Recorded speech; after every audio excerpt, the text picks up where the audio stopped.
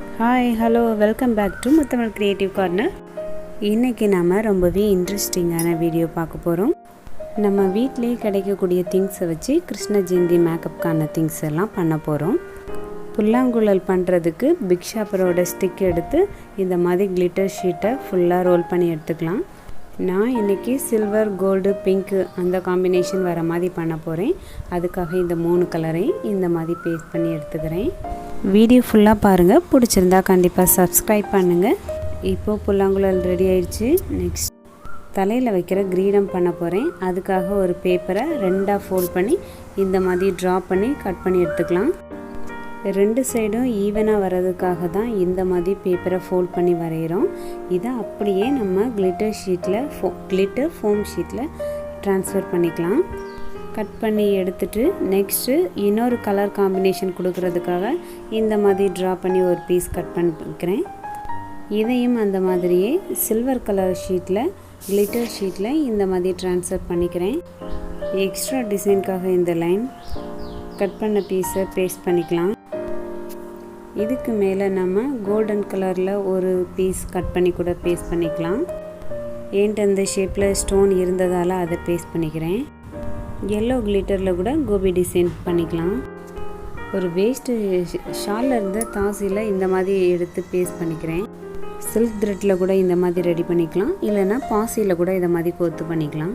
சைடில் கட்டுறதுக்கு இதை மாதிரி மாஸ்க்லேருந்து 2 பீஸ் எடுத்து 2 பக்கமும் இதை மாதிரி பின் பண்ணிக்கிறேன். இதுவே நல்ல ஸ்ட்ரெச்சபிளாக ஸ்ட்ராங்காக தான் இருக்குது.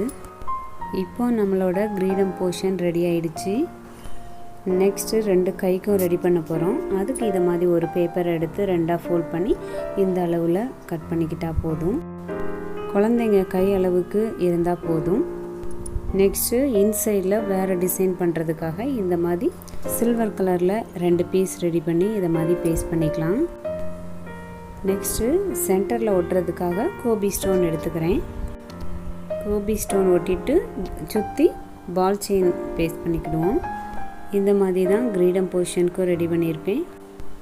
நெக்ஸ்ட்டு மாஸ்கோட ரோப் எடுத்து இந்த மாதிரி பின் பண்ணிக்கிறேன். ஒரு ரோப்பே போதும், ஒரு ரோப்பை 2ஆக கட் பண்ணி கூட இதை மாதிரி ஓட்டிக்கோங்க. நெக்ஸ்ட்டு எக்ஸ்ட்ரா டிசைனுக்காக பால் செயினை எடுத்து இந்த மாதிரி கிரீடம் போர்ஷனில் ஒட்டுறேன். நான் அதுக்கு கம் வச்சு ஒட்டியிருப்பேன். சப்போஸ் அது நிற்கலைன்னா பேக் சைடில் நீங்கள் செலோடேப் போட்டால் கூட போதும். டெக்கரேஷன் பண்ணுறது நம்ம ஐடியா தான், இன்னும் அங்கங்கே ஸ்டோன் இருந்தாலும் ஒட்டிக்கலாம். நெக்ஸ்ட்டு கிரீடத்துக்கு வைக்கிற தாசியில் இதை மாதிரி புல்லாங்குழலுக்கும் செட் பண்ணிக்கலாம். கிருஷ்ணர்னாலே தலையில் இதை மாதிரி மயிலிறகை வச்சுருப்பாங்க. அதுக்காக பின் சைடில் இதை மாதிரி செலோடேப் வச்சு மயிலிறகை பேஸ்ட் பண்ணிப்போம். மயிலிறகு வைக்காமல் அந்த டெக்கரேஷன் கம்ப்ளீட் ஆகாது. ஃபஸ்ட் டைம் பார்க்குற ஃப்ரெண்ட்ஸ் நம்ம சேனலை மறக்காமல் சப்ஸ்கிரைப் பண்ணுங்கள், உங்கள் ஃப்ரெண்ட்ஸுக்கும் ஷேர் பண்ணுங்கள். இந்த டெக்கரேஷன் எல்லாருக்குமே கண்டிப்பாக யூஸ்ஃபுல்லாக இருக்கும். அதனால் கண்டிப்பாக உங்கள் ஃப்ரெண்ட்ஸ் அண்ட் ஃபேமிலி மெம்பர்ஸ்க்கு ஷேர் பண்ணுங்கள். இப்போது நம்மளோட அக்சசரிஸ் எல்லாமே ஃபினிஷ் ஆகிடுச்சு. நெக்ஸ்ட்டு கிருஷ்ணருக்கு வெண்ணெய் ரெடி பண்ண போகிறோம். அதுக்கு ஆல்ரெடி இருந்த ஐஸ்கிரீம் பவுலில் ஃபுல்லாக கொஞ்சம் பேப்பரை க்ரஷ் பண்ணி இதை மாதிரி உள்ளே வச்சு செட் பண்ணிக்கலாம். இது ஒரு ஃபோட்டோ ஷூட்டுக்காக தானே நம்ம பண்ணிகிட்ருக்கோம்.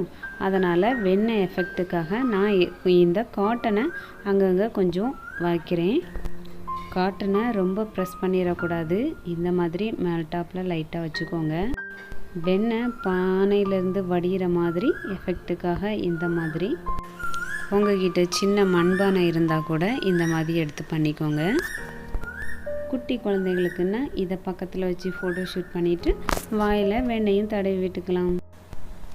இப்போ பண்ண அக்சசரிஸ் எல்லாம் ஓவர். நெக்ஸ்ட்டு 2 years பேக் நான் பண்ணியிருந்தேன், அதையும் உங்களுக்காக காமிக்கிறேன்.